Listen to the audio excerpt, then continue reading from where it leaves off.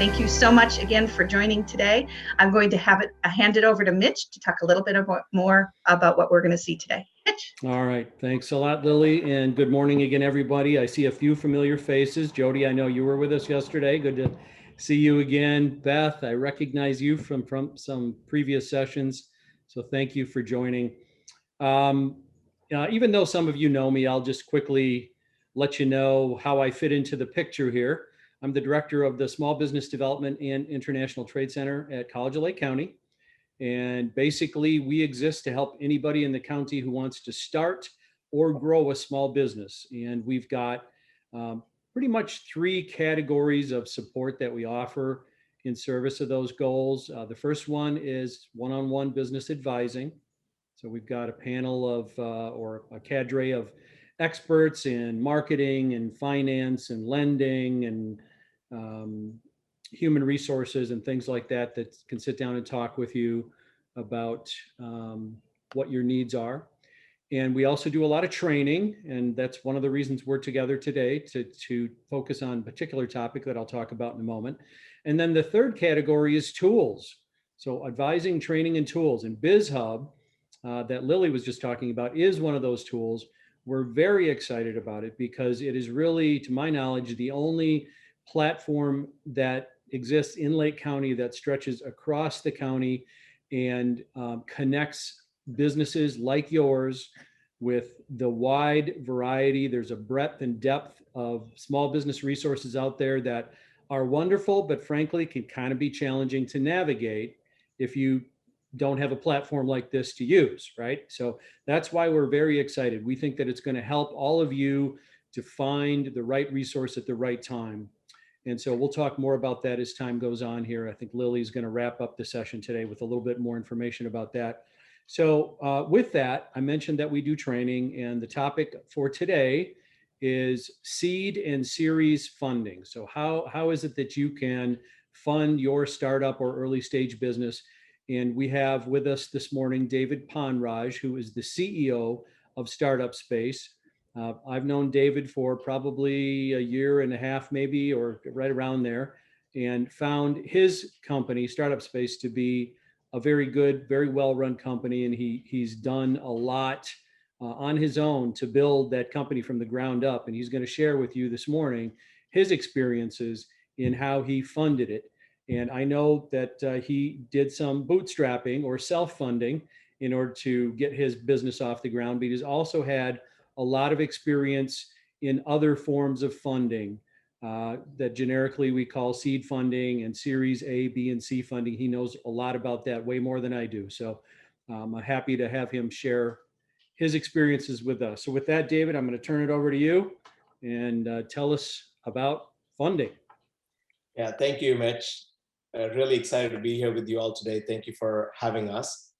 And we're going to talk a little bit about series funding, but we're going to first make sure that we understand all the different types of financing, because to know series funding without knowing the rest of it is actually a little dangerous, because there are lots of other types of funding that could actually be more suitable for small businesses. And a very small portion of businesses actually end up getting series financing. So I wanted to make sure that we cover the entire breadth of it today. So we'll do it as a 101. And I've got some slides to share. And after the call, we can have those slides also available for you to take back with you. But before I get started, I'm the kind of presenter that is very interactive. If we were in person, we'd be all like, maybe grabbing a donut and coffee or whatever. So I want to just take a chance to hear from just a few of you around what stage you're in. And if you're just here for learning, that's totally fine. You can simply say, I'm just here to learn. But if you are a business that's looking for a specific type of funding, we can kind of tailor the presentation a little bit more to the needs that you all have today. So if you don't mind, I'm just going to call a couple of you, maybe 4 or 5 of you, if you don't mind unmuting yourself and just introducing yourself and your business and what you'd like to get out of the presentation today, because that way it'll be a lot more useful. This is an extremely broad topic. I could talk for about 3 hours on the different types of series fundings and different companies and how they've been able to use this. But to make this useful to all of you, I will just call on a few of you to just kind of understand where you're at. So this is 101, like I said, it's really early stage in terms of how to look at funding. So let's start at the very top. What type of funding is available to you as a small business? And we'll go through this in detail. This is really the main thing you need to first understand, because if you get this right, then the decisions you make will actually end up helping you and not hurting you. Because the goal of entrepreneurship is to create wealth, right? The goal of entrepreneurship is to become rich.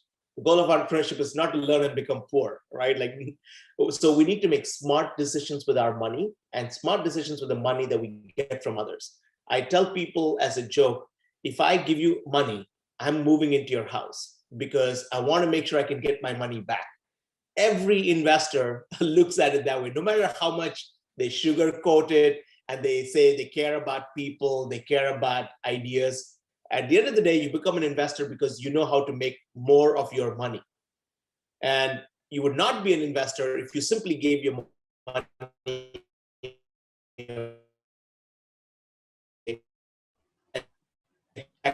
people to not be an investor, right? Like you're donating to charity. David, you're breaking up just a little bit.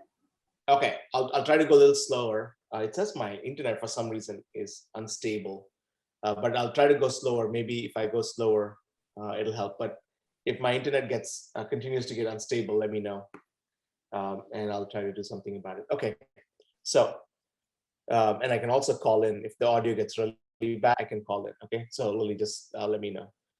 So talking about capital. The first type of capital is self-financing. This is the majority of small businesses. So if you look at Shark Tank and you tell yourself, everybody is getting other people's money, but I'm not getting anybody else's money. The reality is that actually the people on Shark Tank are less than 1% of the people. And because we see that on TV, we think that that's how the world works. But the majority of businesses use their own money or the money that is from their friends and family. That's the number one way in which businesses are started in the US. So if you are thinking about starting a business, the first question you have to ask yourself is not who will give me money, because no matter how great your idea is, there are other people that have got similar ideas and you're all competing for a very fraction of the capital market that could be through equity funding. So number one question is, can I find the money myself? And so, and the reason why we need to know all this before we know series funding is that by the time we get to series funding, I'll explain to you, it's actually very expensive money.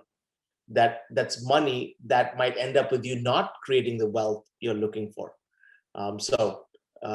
The ways in which you self-finance is if you have any kind of savings, so 401k, a pension plan, maybe a small inheritance from your family. It could be that you are working a day job and you're running your business at night. So your day job is funding your business at night. Those are all very, very typical ways to start a business. And then as you grow, your business revenue then becomes your capital. So if you sell more, you get more money to use to grow your business. But those are all ways in which you can bootstrap. And like Mitch was saying, we started this company and bootstrapped it the whole way because our goal was to make sure that we get to keep our money. In every other type of financing, you're going to have to give the money you make back to somebody else because they allowed you to use their money to grow your business. This is the only type of financing where you actually get to keep what you make. So our goal from the very beginning was to create a sustainable company where we can actually keep the money we make and we don't have to be indebted to somebody else. Now, within self-financing, it's not all just black and white. There's some gray area. For example, you could also add some money from like a local pitch competition, or you can write a local grant in to get maybe some seed money. Let's say your idea requires like a hardware, okay? And so you need, let's say, a couple $1,000, and you know that there's a local 3D printer that for a couple $1,000 will build you your prototype, and you don't have those $2,000. You can write your idea, go to pitch competitions, go to other people that can help with funding ideas, and be able to get that money. And that money you get to keep. So if you get win any pitch competition, or if you win a local grant, or if you win some money from your local community foundation, you get to keep that money. So it's not just how much money do I have. If there is some amount of money you need to start your business that you don't have, there are also local avenues you can go to. And then, of course, through COVID, the federal government has also been giving, and the state governments have been giving a lot of money to spur and drive entrepreneurship. So if this is the best time to start a business, people might say it's crazy, but most businesses that start now will be successful because of several reasons, but also because now is the hardest time. You make it through now, and on the way up, your business, rising tide lifts all boats. It will lift your boat as the economy comes and recovers, right? So if you have an idea that you are waiting on, now is a great time. There's a lot of federal funding available to people starting businesses. And then there's also a lot of guidance. Now, there's also one other financing where you get to keep the money, but that's a bigger barrier to pass there. It can't just be for any idea. It's through what we call SBIR and SITR, or SBIR and STTR. You can get more information about this also from your local SBDC. You can talk to Mitch's organization. They usually have a local hub where if you have an idea in STEM, so if it's in science, technology, engineering, mathematics, or if it's solving a critical problem, even though it's not in STEM, or if it's helping with a new way to look at solving an old problem, there is the seed money available to you. And this can go up to $5 million that are given in milestones. And really all they're trying to make sure is they're trying to advance innovation.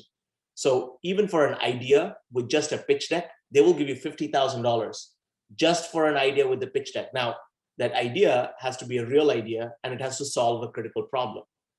And you need to be able to show why you're the one who can solve that critical problem. So there are some barriers, but if you're able to get through that barriers, and especially if it's a technology play, I would first start with SBIR and SITR, because these are funds that the federal government is giving with very, very few strings attached. You have to just show milestones. You have to show you had an idea, you went to a prototype, you talked to a customer. So they will give you funding, and usually 3-4 times more funding at every stage if you can make it from stage to stage. So keep in the back of your mind, if you're looking for money that has no strings attached, self-financing and then grant funding.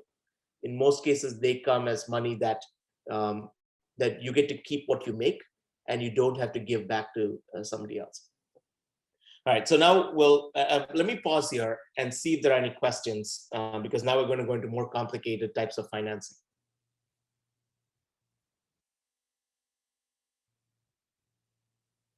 All right, I'll carry on, but I'm the type of presenter that just calls on people, so be ready. At any point in time, I might call you to unmute yourself and kind of share what stage you're in and if this is useful information.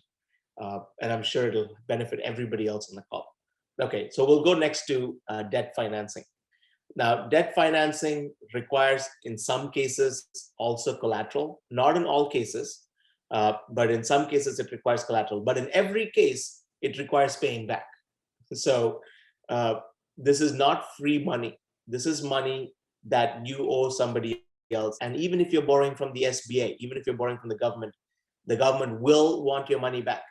Now, the government makes it easier to get the money by kind of what they call underwriting your loan when you borrow from a bank. So the typical loans you'll hear about are 7A and 504. 504 are for more mature businesses, 7A, smaller businesses, and also there are different limits you can apply for. But even if you're getting from the federal government and it looks like they're trying to give you this money to help you grow your business, they want their money back. And if you don't give them the money back, they can garnish your wages, etc. So none of this is free money. Yeah, and in every case, you will have to pay the money back. Now, there are other ways in which you can also get funding. One very typical way that a lot of small businesses do in the first year or the second year, you don't want to do this in your third year. And I'm going to go to next slide that will show you the types of funding you should look at for every stage of a business. But here, you can also use your credit cards in year 1 and year 2. So let's say you were earning a steady income, you went to start a business and that income source dried up. It's good to maybe have a couple of credit cards that can help you with your personal finances. But you got to be very, very disciplined, and you got to have accountability partners, or that primary objective of becoming rich will actually end up becoming poor. So usually credit cards have between 20 and 25% interest rate, right? And if your business is not going to grow at 100, 200%, that's very, very expensive money that you have to pay back. And it can also affect your credit score. It can affect, a lot of entrepreneurs end up losing their homes, getting divorced, losing their kids, etc. So you have to be very sensible about borrowing money. Any money you borrow, you pay back, and you have to ask yourself, do I have a good enough idea that has a rate of return twice or thrice as much as the interest I'm paying on this loan, so that I can actually have the money to pay back? The second thing you have to think about is cash flow. You have to make sure that you have enough money coming in to at least cover the debt that you need to pay down every month. Those two things are extremely important. You might have a great idea, but it is not generating cash yet. Well, your creditors want cash every month. So you have to kind of make sure you have a clear cash flow statement that shows all of your debits and credits. So how much money is coming in and how much money is going out. And that's going to help you make sure that you are able to pay back. So how do you get to these loans? You can go to sba.gov. You can go to Scores and SBDC, etc. They have the ability to get you in front of these loans. You can also go to your local bank and ask them if they are an SBA backed bank, and then you could apply for this. Now, there are other loans that are a little bit more expensive, but lower barriers to get, and sometimes not even require collateral. These are called online lenders. Here, you fill out a simple application. They're just running your credit score. They'll give you probably between $10,000 and $20,000. Much lower barrier, but much higher interest rate. With SBA loans, you could get a loan between like 5 and 10%, like max. Like most loans are like under 5%. So it doesn't hurt you as much. But you go to an online lender, now you're looking at 15 to 20%. So the most expensive is credit cards. In between are these online lenders. If you're a business making revenue, you can also get what you call these bridge loans. The bridge loans are basically like daily payable. So they'll give you $20,000, and then every day they will take a percentage of it, and they'll tell you up front, I'll give you 20,000, you're going to give me back 25,000, and this is your daily rate. So those are like bridge loans, especially once you have revenue coming in and you're trying to make critical payments, payroll, etc. They use your revenue to figure out how much money you can pay back. Also very expensive loan, but if you have revenue, that's an option. So any questions on debt financing? We can go a lot deeper, but in the interest of time, I want to now go into the real reason we are here today, which is the equity financing, and we'll talk a little bit about crowdfunding as well. But before that, any questions on debt financing?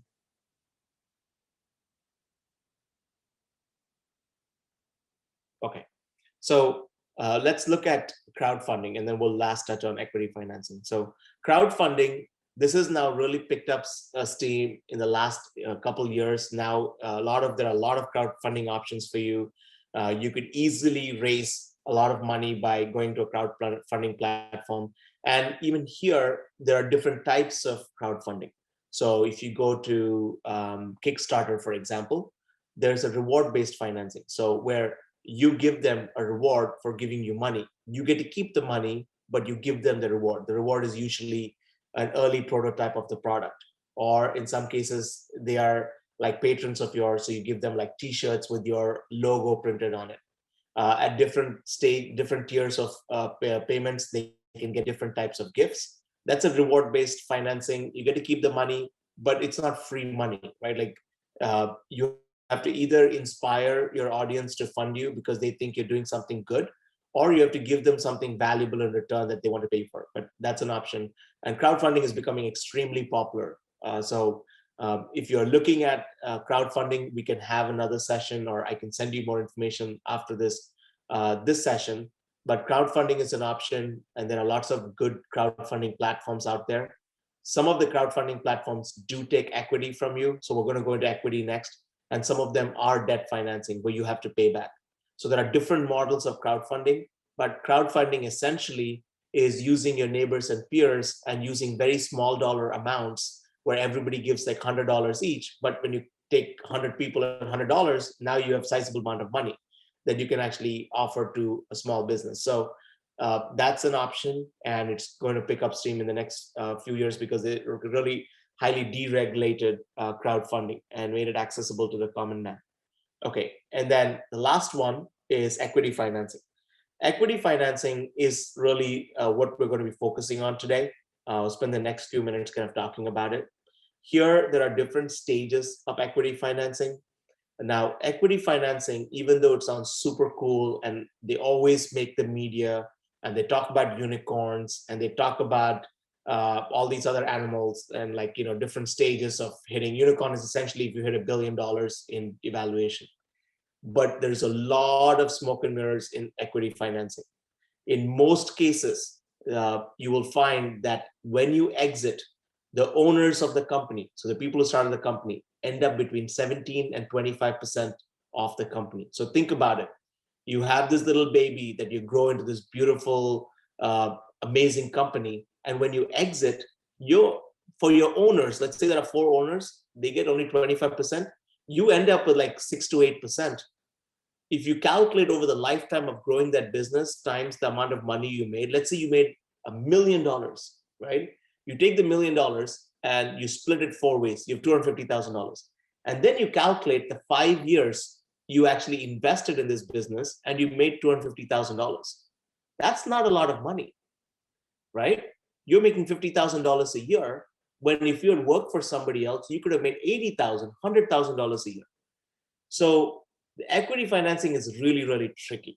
It sounds cool, but it is not the clearest way to wealth creation because in most cases, you end up with so little equity in your own business that if you worked in a regular job, you might make more money over the lifetime. Even if you make $250,000 after 5 years, you've invested 5 years of your life where you could have made that money elsewhere. So what I usually suggest is equity financing is either for a really high growth, high tech startup where you need a lot of cash up front, but you also have the guarantee to grow 10 times in a short period of time. Now you've created enough value that even if you only get 8 to 10%, that's $10 million. And now it's valuable to you, right? But if you're a business that's not going to grow 10x every year, then you got to really ask yourself, is this a sure way for me to create wealth for my family? The second reason why you would go to equity financing is if there is a really large initial investment needed to even get your idea off the ground. Let's say you need a wet lab and you need, or you need an incubator kitchen. Like when there is a barrier for you to be able to even get your idea to market, then this equity financing is a good option because you would never have $2 to $3 million of savings to start your business, right? Most people don't have that kind of money to start a business. So in that case, it's good to go and raise this money. And we're going to talk about all the different types of equity financing next. And so let me move to the next slide. So very quickly, if you look at the stages of starting a business, and this deck will be available to you all, so you'll be able to see this after this call. But if you look at the stages of starting a business, you have an idea, you prototype your idea, you look for market fit, you get revenue, and then you grow. At every stage, there are different types of financing, also because of how much money you need. For example, when you are in revenue, you're not going to have enough money to self-finance it. But when you are at revenue, there are other revenue, the money place that could be better for you. For example, you could look at revenue funding. When you have revenue, you can also look at debt financing because the risk is lower, right? Your whole idea of starting a business is to continue to de-risk your capital and your investment. So if you start with the idea stage, mainly self-financing, because nobody is going to give you equity funding, or nobody's going to give you money just because you have an idea. Even though people think that that's what Shark Tank is, nobody will ever give you money for your idea, no matter how cool it is. Like you're building a rocket ship to go to Mars. Already done that by Elon Musk, right? So whatever idea you have, somebody's already doing it, and they're not going to give you money for an idea. And then you've got the prototype. Here you can get things like crowdfunding. In market fit, now you know that there's a customer for your product. Now equity funding becomes a play. Once you prove there's a customer, somebody will want to invest in you. When you're in revenue, many people want to invest in you. When you're growing, you have a lot more access to capital when you're growing. I'll go through this. I'll move past the slide because I want to get into this equity financing. When you look at equity financing, these are the stages of equity financing. There's pre-seed. So pre-seed is usually raised from friends and family. So you can do equity financing at pre-seed, but it's your friends and family that say, hey, I really believe in you. Here's $10,000 because I believe in you. I don't know what you're going to do, but I'll give you $10,000. And then you in turn say, thank you so much. I'll give you 10% of my company. There's nothing actually available, right? But that's something that you can use at the pre-seed funding. The next one is the seed funding. So seed funding, you can actually now find what we call angel investors.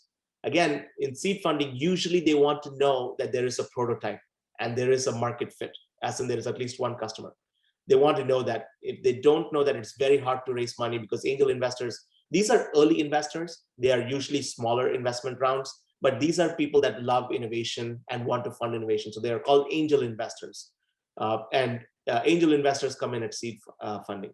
Series funding, this is where you get into A, B, C, D. Here you have what we call institutional investors.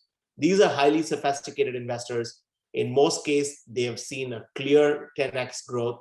They're going to come in, put a bunch of money into the company, make that really grow fast, take it to an exit, either acquisition or an IPO. So there are two ways you can close your business. One is to sell it to somebody else, and the other one is to take it to the public market, where the public owns your company now, and in return you get your money back that you put into the business in terms of what the ownership of your business was. In series funding, here it's very complicated, and we're going to go into what that looks like for our meeting today. But series funding is really a very, very small percentage of companies that are in explosive growth. So think about Facebook, Google. These are all companies that have received series funding and then were able to go and be a publicly offered company, which is what an IPO is, initial public offering. This is when you first go to offer your shares in the marketplace.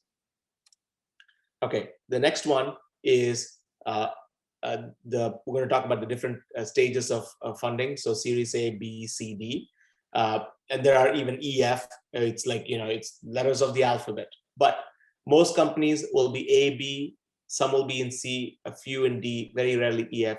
And I'm going to talk about what each of these stages means. So if you want more information on this, Investopedia has a great set of information, and I went and got very specific information from there for you. But if you want more, Investopedia has that. So in Series A, now it is not seed funding, it's not pre-seed funding. Series A is now real business. Like, you already need to have an established marketplace. You already need to be seen as somebody who can be a leader in that category. It is not for just an idea or a run-of-the-mill company. In Series A, they're looking for somebody that is going to be the next unicorn, but needs capital to get there. So they're looking for a strong leadership team. They're looking for a strong information from the marketplace that this is a product that's going to take off. They're looking to see what the competitive landscape is looking like in terms of becoming the market leader, etc. And then they're going to see how you're going to use the capital. So they have about 4 things they're looking at because at the end of the day, they're betting on you. And so they want to make sure they have a strong leadership team they can bet on. And they're also betting on the fact that the market is there for this product. And then if you had the money, you could be the leader in that category. Now, after you've gone through Series A, you end up with a Series B, which is really a Series A, but more institutional investors want to get into the game. So Series A will usually be one institutional investor like Sequoia Capital or Kleiner Perkins. One of these big institutional investors will get in a Series A, and then you'll have a Series B where you'll have then JP Morgan Chase or Bank of America. You'll have other big players also want a part of this company, and so they will come and pour additional money. But the difference is that they usually have a milestone between A and B. So they'll give you money for A, and they will say, we need to see this much growth in your company, or we need to see this much market share, or we need to see this kind of capability of your product. But there is a milestone you have to usually hit.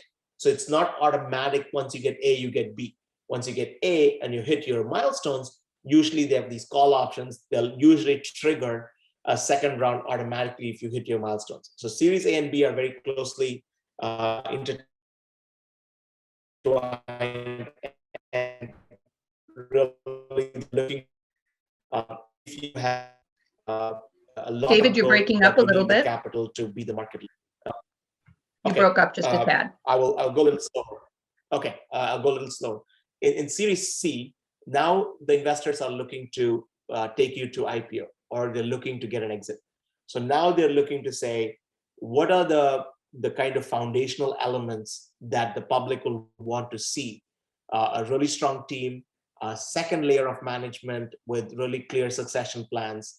They're looking to see how the product has continued to grow in the marketplace. Does it continue to deliver the kind of returns they were looking for? And in most cases, they're looking to take to an IPO. In Series D, sometimes the initial public offering is delayed for whatever reason. For example, they're not able to find the right price per share. For example, we saw that with WeWork.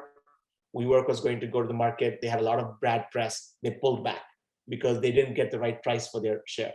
So then you would need some contingency before you retool, reconfigure, remessage, and go back to the stock market. There, a Series D kind of is that bridge round that continues to keep your cash flow intact so that you can keep that same growth rate and then go to the market. Now, at every stage, these rounds reduce the equity owned by the owners of the company. And everybody, including the angel investor and the other investors, because as you get more people in, your actual shares might not change. So you will keep the money, the amount of shares you have, but you will own lesser percentage of the company because now you have additional investors that are part of your company. And usually the big investors will want a board seat, or they'll want a way to influence the outcome. So here you want to make sure that that you have kind of thought through what you're going to do with your equity when you go to the market. So I know that, Lily, we have to kind of stop here just in the interest of time. So I'll take maybe a couple questions. It can be about anything I shared today, anything I didn't share. There's a whole wide world out there. I want to make sure it's useful information for you. We'll share this deck after the call. A lot of people talk about these safe notes these days, and I didn't go into too much of that. There's also convertible notes. These are all, I'll explain very briefly, but there's lots of great articles you can read about it. And a lot of incubators nowadays also offer these safe notes as a way to protect the founder's equity. So some of these convertible notes, essentially, there are 2 ways to look at it. One, a convertible note where you have the ability to get back your equity and pay a certain rate back. The second convertible note is when the equity, when the value of the company is not known, the convertible note there'll be like a strike option when you actually go to your first round of investment. So in a pre-seed, or an angel investor might come in with a convertible note and say, I don't know the value, we don't agree on the value of the company, but let's wait to grow it. And then strike option where they can pick it up at a certain fixed rate when you go to the next round of financing. But again, multiple types of notes. A safe note also can be a note where you get $10,000 from an incubator. They say it's 7%, but then if you hit all the milestones and you give them the money back, or if you hit a certain growth, then they could get lesser equity, or they could even not get any equity, keep all your equity. But in most cases, a lot of these notes still favor the investors. It's just taking a little bit of ambiguity up from the early part of your business to a later part of the business. And I can actually put more information if needed when Lily sends the deck out on safe notes, convertible notes. It's a very complicated topic and something we won't be able to cover, but it's also a viable option for a high-tech, high-growth startup that wants to work in an incubator. David, there is a question regarding the different challenges and risks, opportunities between selling a product versus a service. Can we address that? That was with Beth. Yeah, so ultimately at the end of the day, what investors are looking for is what new value are you creating and what does your cash flow look like? Products versus services, honestly, you could be a service-based organization or a product-based organization. If an investor finds that they can make money off of your idea, they're not really going to distinguish it. We see a lot of product-based ideas that end up in like Shark Tank, etc., because there is a need for capital up front to actually grow it. A service-based business, you could go do it yourself, or you could hire a couple people and pay them all commissions. And a service-based business might not have a huge capital outlay up front. A product-based business might. So you kind of see that in the investment world. Product-based businesses kind of have a bigger need for capital. But at the end of the day, no, whether you start a product-based business or a service-based business, it really depends on what your core competency is. If you have an idea that requires a prototype and requires a product out in the marketplace, it can be just as viable as if you have a really cool idea and you know how to train people better. At the end of the day, how are you going to make money? Do you have strong cash flow? Is there going to be a good rate of return? Those are the things they're looking for.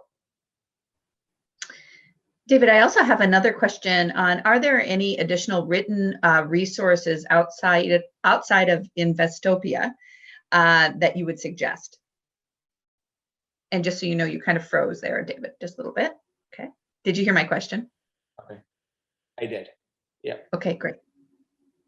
So if you're looking specifically for series funding, another great magazine that you can subscribe to that really teaches you is TechCrunch. TechCrunch actually highlights businesses that are at different stages and showcases how they've been able to get funding. So it might be more real life examples than like Investopedia or Wikipedia or all these other finance sites. Maybe going through like TechCrunch will give you an idea of what other companies are doing out there and maybe learn from how they've been raising capital. It's a more practical guide. I use TechCrunch a lot to understand all the different methods that people are using these days and how they've been raising money, etc. So theory versus practical. If you're looking for practical advice, TechCrunch has a lot of examples of how companies raise money. Excellent. I think I got all the questions over there on the side. Did anyone else have any other questions, or did I miss anyone over here in the chat section? Got one. One more right here. What is your company's strength? What unique services a small business can have a growth comfortably by using your services? Well, that kind of leads us right into talking about BizHub, doesn't it? Yeah. So I'll turn it over to you, Lily. Thank you all for your time today, and thanks for engaging us with the questions. Excellent. Excellent. Well, thank you. I think that the question that we just had about what is Startup Space's strength works perfectly with what I want to show you next. So Startup Space is really the scaffolding under community building for small businesses. And so we've been working with Mitch to create BizHub. And so I'm going to actually share my screen, and I'm going to show you what BizHub is. So at the very beginning of this conversation, I mentioned to you that by registering for this event, you were actually given a profile. So you should have received 2 emails. One of them would have been giving you a temporary password to log into BizHub, which I'm going to show you how you can do that. And the other one would have been your ticket confirmation with the Zoom link. If for any reason you don't have either of those emails, don't worry, because I'm actually going to show you how you can request a new password if you need to. And I'm going to show you exactly what this is. So, excellent. So this is the College of Lake County. Some of you may have been here before. This is where Mitch works with the Illinois Small Business Development and International Trade, connected to CLC. If you scroll right down here, you're going to see BizHub. So BizHub is a free service. I'm just going to click on this right here. And where it's going to take me is directly to the new BizHub location, where you can get connected to resources. And we think of resources as individuals, so peer-to-peer resources, resources such as service providers or business support organizations, resources such as access to funding, access to stories, access to knowledge and material, such as more information about how to get funding and so on. So right here, this just talks a little bit about what BizHub is. And you see the Get Connected right here, which I'll take you to in about 1 second. Gives you a little bit more about Startup Space and how it partners with Lake County BizHub to make this possible. And then right here, you're going to see access to a whole bunch of different resources. But I want to tell you, these resources are also available at a higher extent within the virtual community. But you can always access resources right here. You can also access events for future events, both through College of Lake County and some other events. You can also access Knowledge Center, where it will give you information, maybe emergency relief packages related to COVID, small business workshops, funding resources associated with COVID, growing successful small business. And we're going to be continuing to add to that. And also just community stories, because we all need a little bit of inspiration sometimes. But I want to show you the real value of BizHub.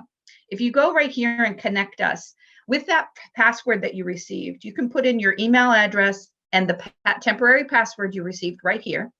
And trust me, I'll put this link in the chat as well so that you can access. If you forgot your password, you can just click Forgot Password and it will send one straight to your email. And if you're new to us and you just happen to join today, you can register right here. You can always even share this with other entrepreneurs. And please know that also BizHub can be downloaded from Startup Space. So Startup Space is the app on which BizHub can be found, but then we have a desktop version. So I'm going to show you exactly what that desktop version looks like as well. So right here, once you log in, so you're seeing my profile right now, you're going to go into BizHub, where you're going to have access to a ton of different tools, features, and information. This is your profile where you can access, again, as I said over here, your community, where you can connect with others in our Connect Now feature by introducing yourself, connecting with some of our training specialists, connecting with Mitch, introducing yourself to others in the community, simply by clicking Post Now. This is our own private location for Lake County and entrepreneurs and small business owners here to be able to ask questions and have access to people 24/7. There's absolutely no fee to go into BizHub. You can also go into the member directory and you can search for mentors, advisors, other entrepreneurs, lenders. And as we build out, there's going to be more individuals here. You can also reach directly out to individuals and follow them or message them, asking them about what they're doing, see if they could support, if they have any type of expertise, if they filled their profile out completely. In addition, you have the resource compass, where you can access resources based off your interest. So if you're looking for funding, you can click right here, click search, and it's going to narrow down your search to some funding locations within your area. And you can do a little bit more deep dive research on that. In addition, you can register for events. So all the rest of this week, we have events every day. So tomorrow, Right here, you could go in and reserve a ticket for our Market Fit with Venture Validator. In addition, we have some other financing, a business start online program on the 29th. All of these you can register for either within the hub or, as I mentioned before, in the outside community calendar. And again, here's the stories and the knowledge center in which you can filter and search for things that you're interested in. But the power of it really comes from your homepage. From your homepage, you have a toolkit available to you. And if you edit your profile, all of the information down below is going to be curated to how you identify yourself. And it will pull up events that might be of interest to you, resources that might be of interest to you, as well as suggested articles based on your persona in your profile. So I want to encourage you to head into your profile, fill it out completely, and always make sure you do update profile. This is then going to power your experience on the homepage, which will pull from the My Community all the details that would be relevant to you as you explore BizHub. In addition, you'll notice the toolkit has various different tools that you can use to help scale your business. Anything from an editable business model canvas, which is a one-page business model, and other important support features. But the last thing I'm going to say in our last couple of minutes is we have a leaderboard. And this leaderboard is something where you can get badges. We already have some individuals from the community that are really heading up with badges. And we're going to have a drawing at the end of the week for the individuals that are at the highest point. And all of these are driven by your exploration on the platform. So I gave you a few hints today, such as updating your profile fully, or posting in the Connect Now, or registering for an event. All of those features can give you added points, but also can give you added benefit, because connecting with others in your community will help you get that support, that advice, or maybe get you to the next step you need. So I am actually going to be sharing over in the chat section how to get to BizHub via Mitch's site, as well as where you can log in. There's numerous doors in which you can enter Startup Space, but the most powerful one will be through Mitch's site in the Illinois SBDC CLC. So I'm going to put that over in the chat section so that you know exactly how to access the information that you need. We'd love to see you in BizHub, introducing yourself and asking for the things that you need. I know Mitch is continuing to explore ways of being able to put the type of information that is needed on BizHub. So with that, I'm going to pause and hand it back over to Mitch, and I'll be sure to put all of those links over in the chat section so we can be sure to see all of you within BizHub. Thanks so much, everyone. Mitch? Excellent. Thank you, Lily. And thanks, David, for your insights into the whole issue of business funding. Everybody always wants to know where the money is going to come from. And I think one of the things that I walked away, and not that I didn't know this before, but it just emphasizes the fact that there are some myths out there around, the best kind of business funding. In the past, I've had people tell me that their goal was to be on Shark Tank. and I said, well, I'm not quite sure why you'd want to do that, because you're giving most of your equity away if in fact you're there. And not that it's wrong or bad, but certainly the self-funding, the debt funding, crowdfunding, those options, there's a reason why they come first. There's a reason why most businesses use those. So thanks again, David, for the insights there. And folks, if you've not signed up yet for BizHub, please do so. Establish your presence there. Start connecting with all the different resources that are on that platform, and just know that we're going to grow it over time. There's going to be more and more businesses and more resource providers. So we hope to see you in the 3 remaining workshops we have left over this week, Wednesday, Thursday, and Friday. And with that, unless there are any other questions or comments, I'll say goodbye. All right, everyone. Thank you so much for joining. Again, I put numerous links over on the side, including our Startup Space .us/support page. If you need any support at all, and you can always email our help desk at helpdesk@startupspace.us. app, which I'm putting in the side. Thank you so much for joining today, and we look forward to seeing you in upcoming events that are happening the rest of the week. Thanks, everyone.